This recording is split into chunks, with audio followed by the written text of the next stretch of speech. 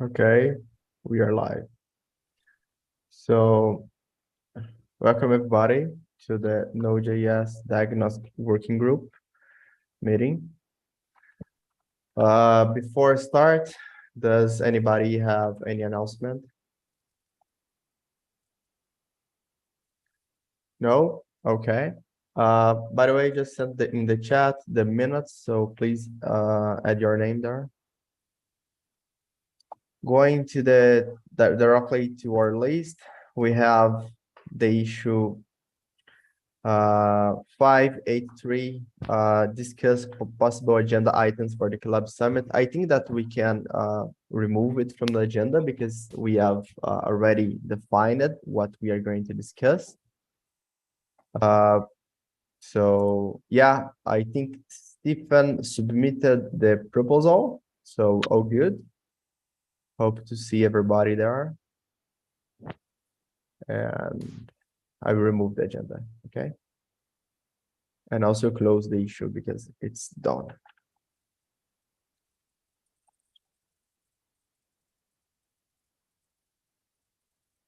Great. Going to the next item, the LL node current status, the issue 576. Please, Anton, can you give some feedback? Yeah, just let me spin this up.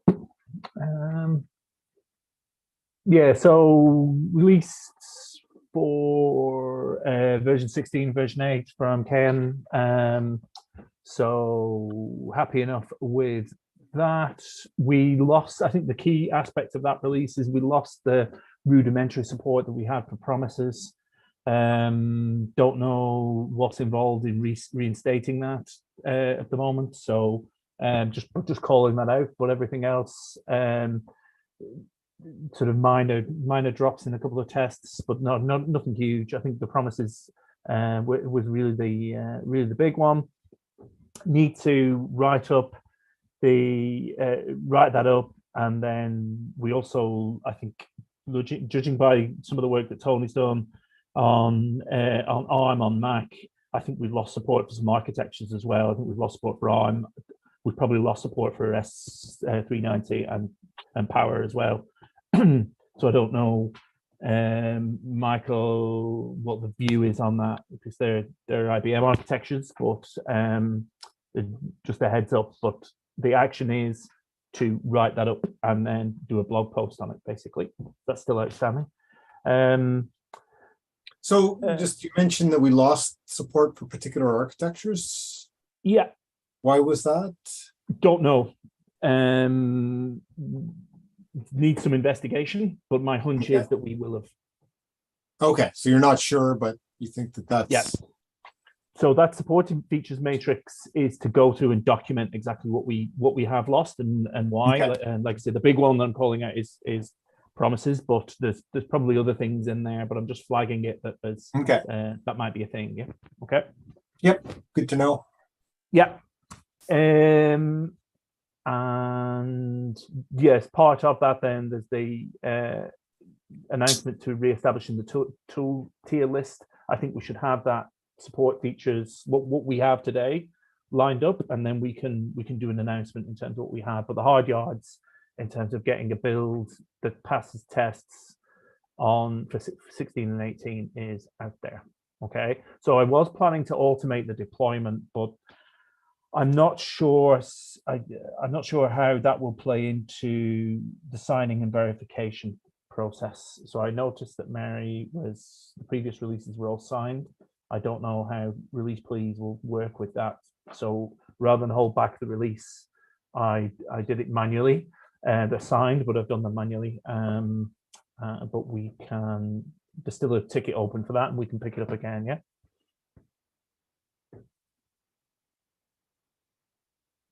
So you mentioned the task for 16 and 18 is completed? Yes. So it's fair to say that we are currently officially supporting those versions? Yes. Okay. Yeah. 14, 16, and 18, yeah. And we dropped. So what I did actually, what I should have mentioned as well, for 8, 10, 12, and 14. I did a release 3.3.0, which was compatible with LLVM 8 to 14. Released it as a 3.3.0 and tagged it. And then a day after, I published 4.0, which is 14, 16, and 18. So if people need all the unsupported versions of Node for whatever reason, we have a build there that has better LLVM integration, but it's not going to be supported. But we're not good. Awesome. Yeah. Where it makes sense, you know, like I don't want to be sort of. Yeah, I think that would be great to mention also. Create actually an issue in the node.js Twitter to mention that we are currently officially supporting 16 and 18. So then it will be published in the official node.js account on Twitter. So cool. that would be awesome. Let me send the. I was hoping to get some opinions on this, but I was thinking to do that after we'd written it up, you know, and do it with the blog post. Is that okay? Yeah. Yeah, I think that's good because then we'll get more feedback, I guess. Yeah. Just send here in the chat, okay? Cool.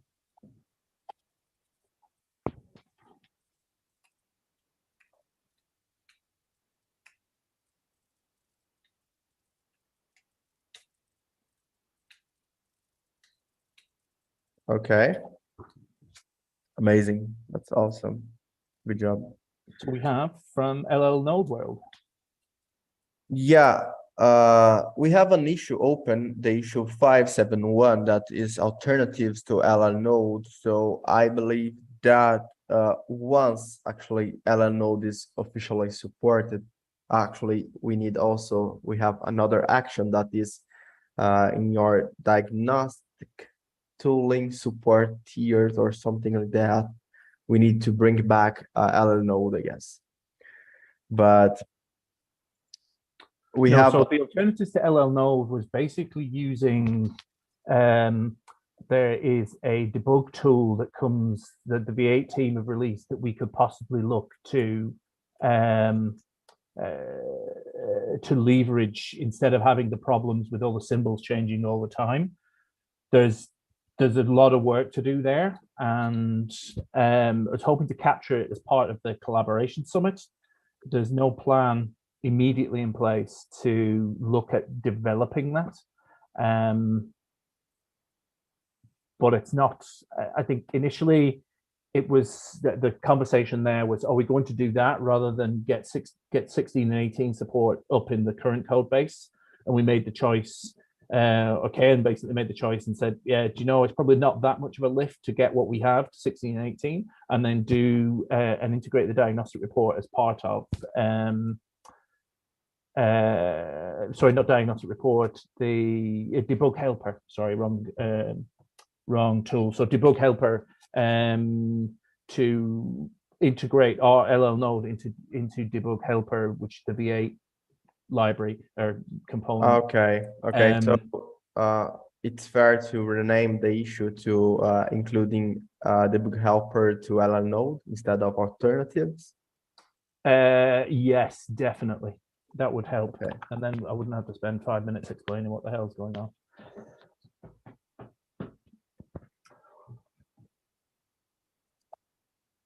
Okay. So yeah, I'm not a part of that. So what is the action that this issue would require? It's something from V8 side, or we need to do something in the LL node?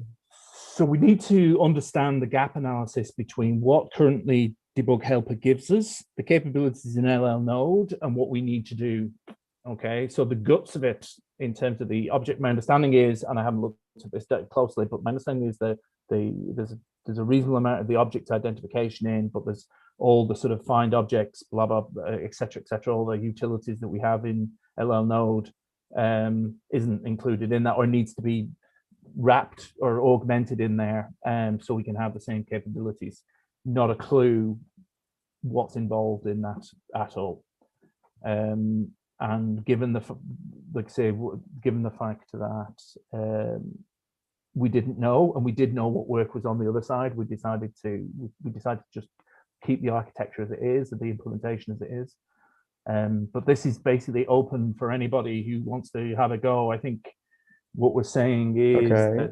that we were interested in accepting this. I think when Ken put the initially PR'd this, initially opened up the issue, he wanted to have, is this something we're interested in doing or not type conversation.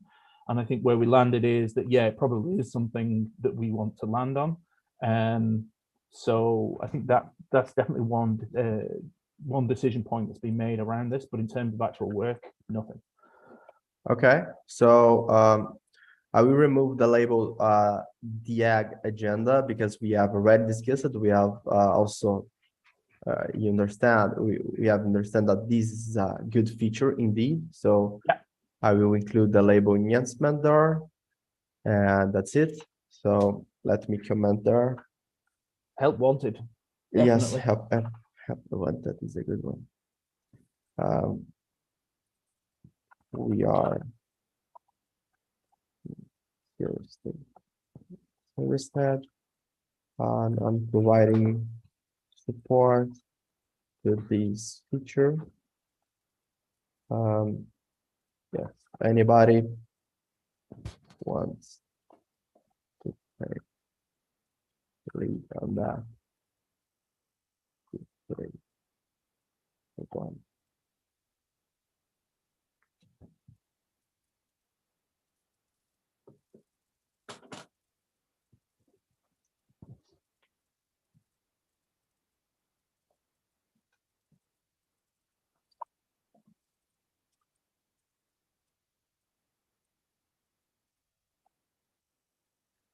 Amazing. Okay, the next one is reevaluate eBPF tracing tool list. Yeah, this one I took the lead to move on with it. And yes, that's we did a good progress. I have a proposal. Actually, I have an open issue to discuss to bring the support back, but I still need to do some research because it's not just actually it's not just me. I'm waiting for some answers, and perhaps Michael can also provide some feedback that the problem, the trace support was dropped because frequently it was stuck in the build, and the maintenance for that was not something acceptable at some point because nobody seems to use it, like for different factors, for different reasons. But we are interested in bringing the support back. But before doing that, we need to understand what is the pain points of making this of bringing the support the trace back. So one of them is the maintenance, but what we still need to know what kind of maintenance is it. Like, let me show the issue here, which we are discussing it.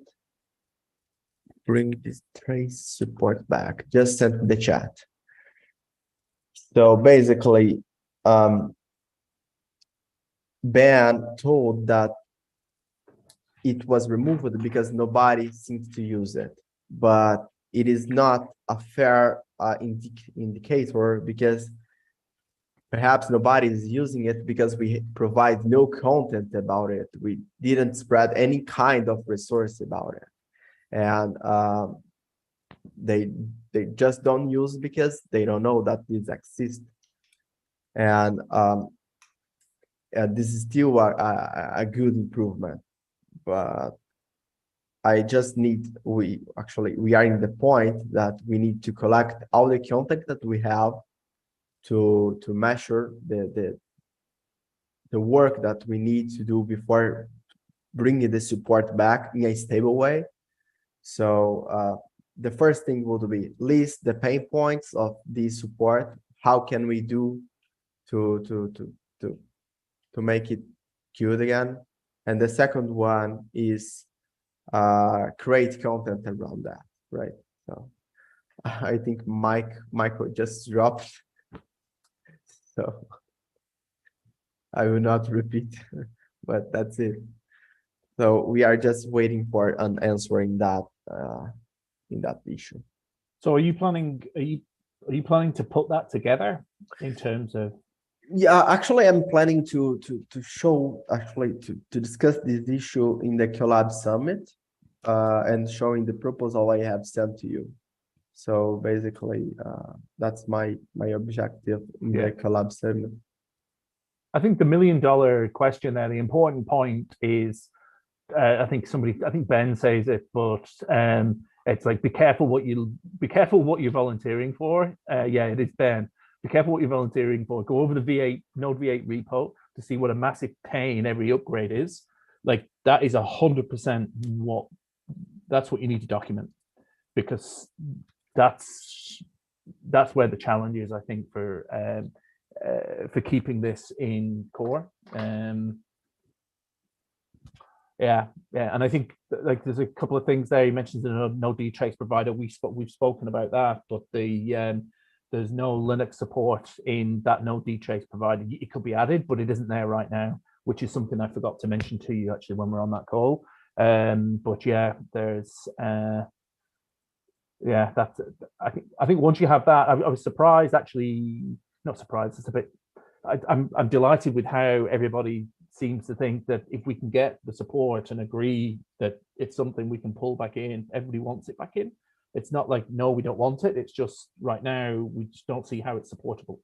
It's not like, we just don't understand what a good feature it is, which is really positive, you know? Yes. Okay, so I don't have much nothing else to share about it. Okay. Let me just go to the minutes. Alternatives to other node, rename the issue.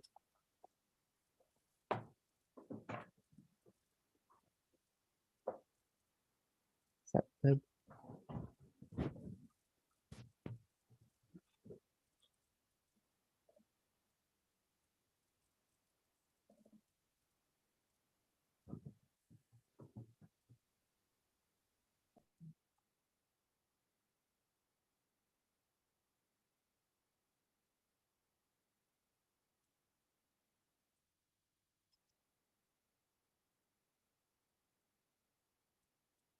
Okay, the next one is the user tracking documentation. This is our root issue for the documentation in the Node.js repository. There is one question there, actually, I sent was actually directly to you, Anton, that we have a mention when diagnosing abnormal termination with LLDB. But we have also another content that Tony is creating, that is using LL node, right? Once LL node is like a LLDB plugin, I don't think that we need both content, right? I mean, once Tony finish its document, I don't think that we need the using LLDB.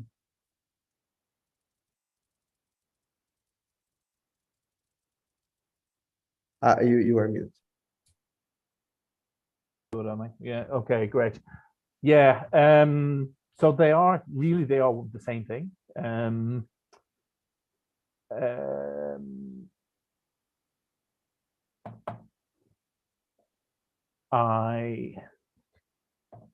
There's nothing in for LLDB at the moment, is there? No. No. So fundamentally, if you were to use LLDB, you'd run LLDB and load the V8 plugin, and LL node just automates all that, so you don't have to know the magic in order to get LLDB configured. So yes, your point is correct. We will replace. It will be the same report. I think in terms of this, though, I'm trying to understand what the difference is between an abnormal termination and a crash. Like, it was my question also. Yeah, don't have such background in the field, so it could be. But I think in the past discussions, abnormal termination could cover things like there's an exception thrown. And so, the node process terminates because of that exception or an unhandled promise, but it's not necessarily a crash, right? And so crash is a very specific case of unhandled term or unexpected termination or whatever.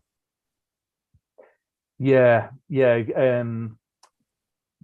are implicit and explicit failure modes. That's what they are. Right. Okay. Yeah, sorry, I was having Zoom problems earlier.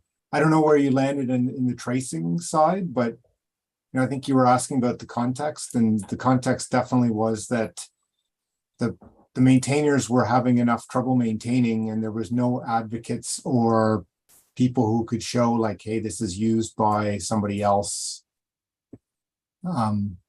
So it's not that people ever said it couldn't be useful. It just was the combination of took effort and it adds to the code, and nobody was there to say we're using it, it's important. I mean, there was a small, maybe like, I think, Joint would have said, hey, this is useful for our one platform, but like it was like if it's only a one platform, and people would argue, well, that's like a small number of uses versus a large.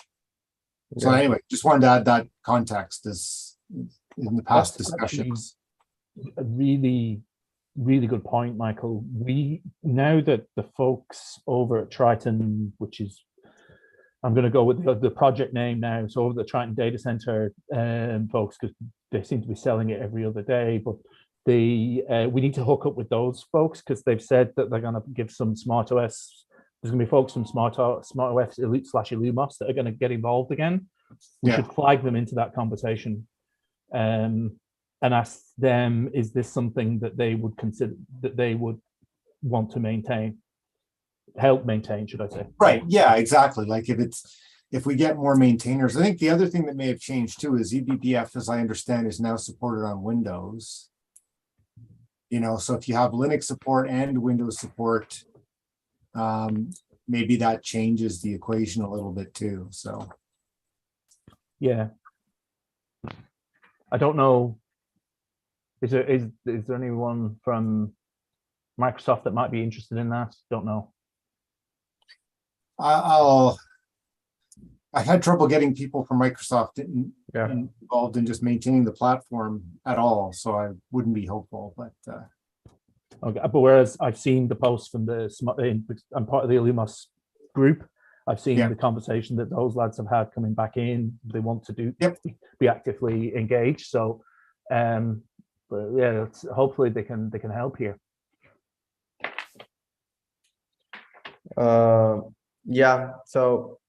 Actually, the thing that we need, I'm trying to do with that issue is like collecting all the efforts we will need to do before bringing the support back. We can keep the discussion in the Collab Summit, which will be the next Diagnostics working group will be at the Collab Summit. I'm right? Let me see. Absolutely, yes. Yes. Okay. So that's the last one remote, I guess. Okay. So going again to our user journey tracking documentation, I have removed the using LLDB in the abnormal termination, which means that the abnormal termination is ready to go. So if someone wants to make a pull request to the Node.js diagnostics guides, you can do it. So I think so you would use LL node in an abnormal termination. That's what we were saying. So the journey, it needs a review in so much as, sorry, what I was thinking was that the journey that Tony's documenting, Yeah, but that will either map to the abnormal termination or a crash, and then we probably need to do something for the other, or not. I don't know. It's okay. You are saying that the using LL node, that is the document Tony is creating, it was actually it will be created for the crash, but can be used in the abnormal termination too, right? possibly, yeah. We need to once sort of once we've got sort of the first iteration of the document, we can come back to that. Yeah, I'm conscious I don't want to make work just because we've come up with a list. If we can use it twice, we probably should. You know? yeah. Actually, just wondering. I mean, even knowing that abnormal termination and crash are different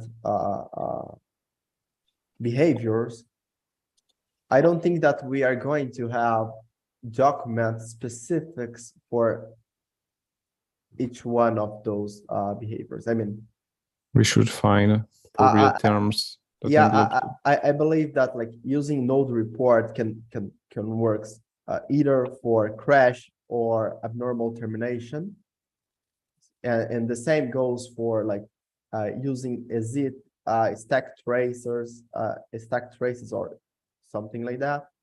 So I think it is reasonable at least to merge both talks, don't you think?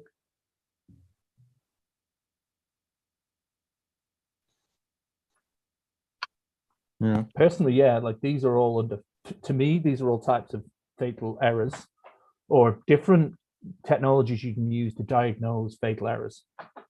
But I understand what Michael was saying. There is a difference between the two. Yeah, I also believe that there is a difference, but practically, I don't think there is one, that at least to create content. Yeah. So, what terms could group to both, in your opinion? What terms? What do you mean? Yeah, there's abnormal termination and crash. If you have to merge the both, we should find something that could make sense for the both, and just the title that have a sense. That could trigger people. Okay, I know that I will find abnormal termination case in that. Yeah, I think that abnormal termination is a good term. I mean, I think it fits also crash, but crash does not fit always abnormal termination. So why would you use just abnormal termination or unexpected termination? So crash to me feels like, as Michael was describing, crash to me feels like you basically run out of resources, like you've run out of memory or you've run out of disk or something like that, and your system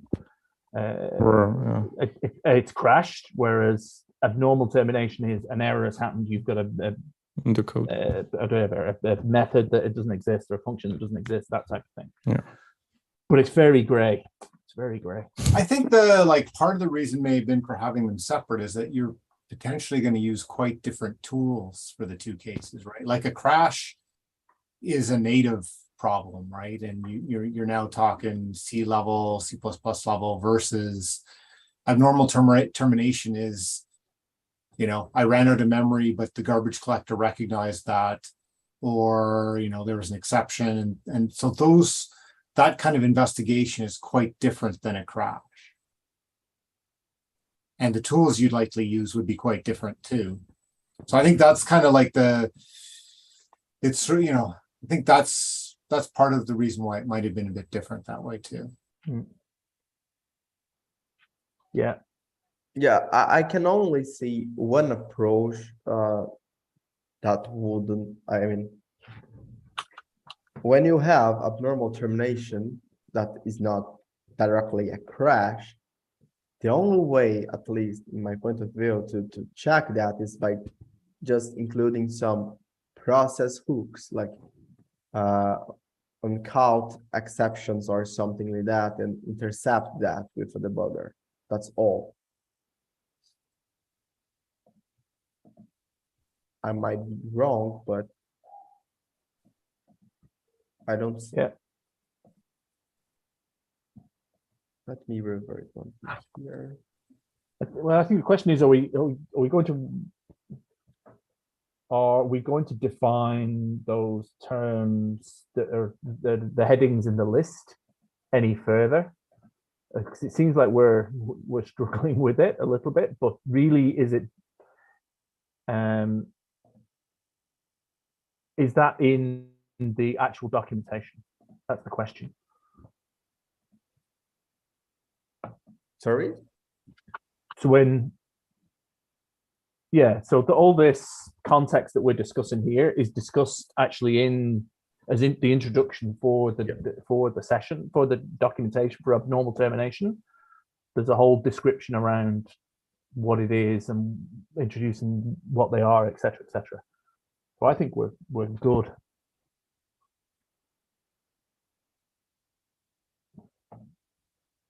Yeah, so. Yep. So if we keep both splitted or something like that. And I see what they've done actually. What the reason why LL Node is in both areas is because one is around using V8 find JS objects, and the other is around understanding probably an unfound method or something like that. Whatever Tony lands on. So the question is, do we want to keep an item open for using V8 find objects in order to understand memory analysis?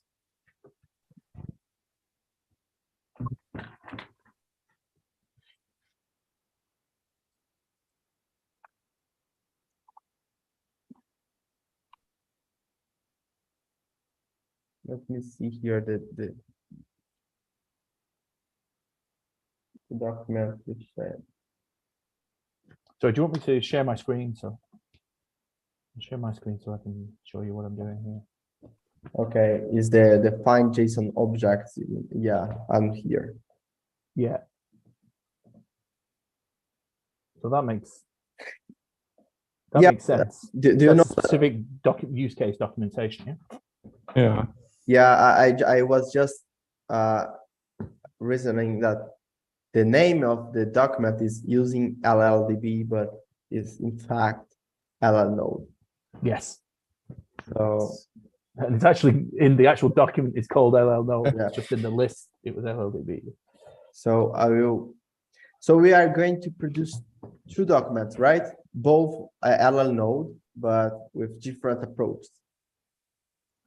Okay. Yeah, then I can extract the find JS object from the other one. If it's not, doesn't really matter to diagnostic crash. We'll see. Yeah. And also why this part of the doc will be ready to be extracted and put in the other one. So I will try to make the full article with more content that I could, and then we could extract few parts from there and create a new PR and merge it at the same time. Brilliant. Awesome. Yeah. My question regarding this should be okay.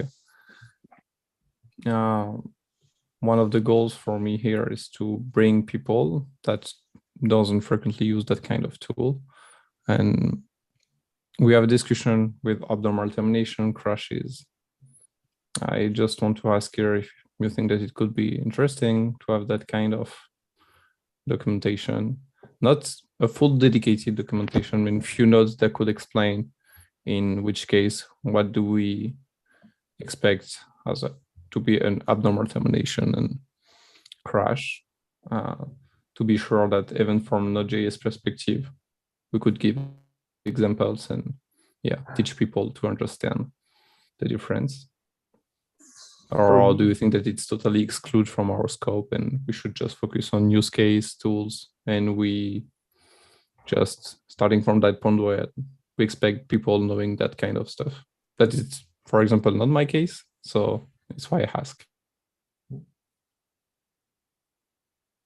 It's not in my case either. I mean, it took me sort of a while to work out Michael's explanation on sort of what the headings were. So I just don't know where they go. So the content for that in terms of the definition is it's in underneath abnormal termination. But what if I understand you correct, Tony, you're talking about actually having a discussion some notes. Oh, about I didn't know that it was in named there. Not maybe in the crash one. Do you have something regarding crash? An explanation for crash? Okay, maybe I just miss it. No, there's nothing there. No. So And then yes, we that's should what you're probably looking have to do there. the one for that. And yeah, it was just that. Sorry, I didn't check that we were for abnormal termination. So Yeah. So yeah, we could have the- one for crash also. Yeah. Okay, it. Okay. I will just add it in the description of the user tracking, journey tracking documentation. I just add an item, then we could remind it later. Yeah.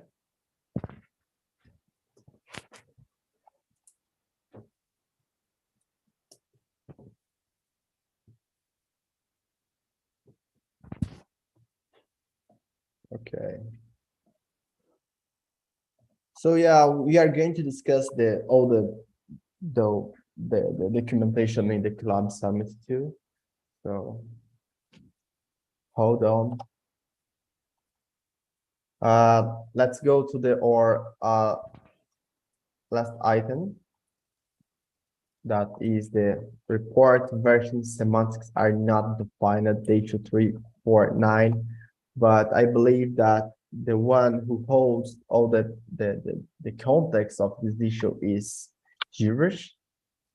And oh, let me see if we have. Yeah. So I don't recall this one. Could you?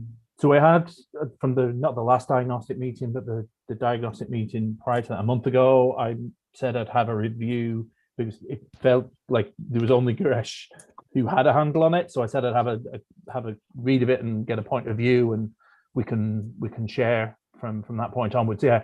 So it looks to me like the proposal from Guresh to move forward with a single number makes sense. Because fundamentally, yeah, I remember. There's no schema to make any semantic versions with, and we're not going to reverse engineer a schema into the implementation yet. So if we do, we can go on to semantic after that.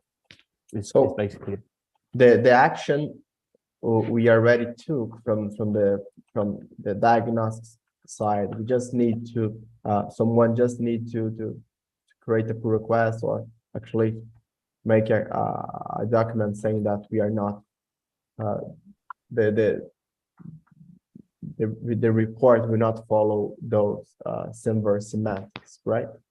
Correct. Yeah. I don't know if it's implemented though. Okay. So it's fair to say that we can remove it from the agenda once it was already discussed and defined. I'd like to know. We can, well, for me, we can remove from the agenda, but that's we probably need to work out who's going to implement it, or yeah, okay, yeah. I think that we can keep them in the agenda until at least someone wants to take over. Let's see. Agreement.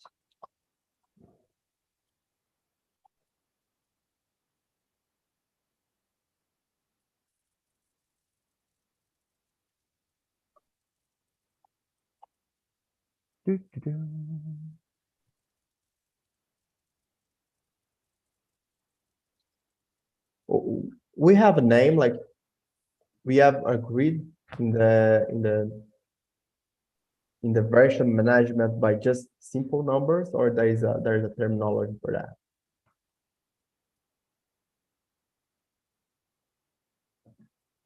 I don't know. It's just pure numbers, right? Well, they're whole numbers, aren't they? That's what they are. But okay, I don't think whole number versioning is a thing. Yeah, number versioning. I will put it in a very weird way just to make sure that we are not. Okay. So that's it from our side. So there is actually just there, and there is in node report, there is a constant expression in node report version equals 1. So I think it's covered. Sorry? From what I can see in the code, there's a constant Okay. node report version, and it's currently set to 1. Okay. So it's more like the action will be just enforce the content or documentation of it, right? Like if you want to update it, just change this number and that's it. Yes. Mhm.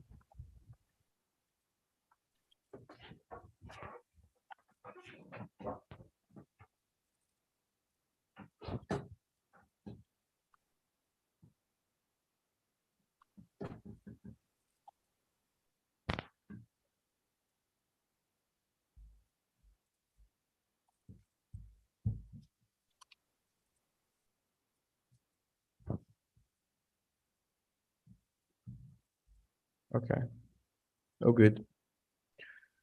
So that's it. Anything else? Okay, I give you 10 minutes back. Enjoy. See a few of you at the Collaborator Summit in a few weeks. Yep. See everybody. No, we're all going. Yep. Okay, great. We'll see you all. Yeah, see you there. Okay. Looking forward to Yeah, seeing you in bye.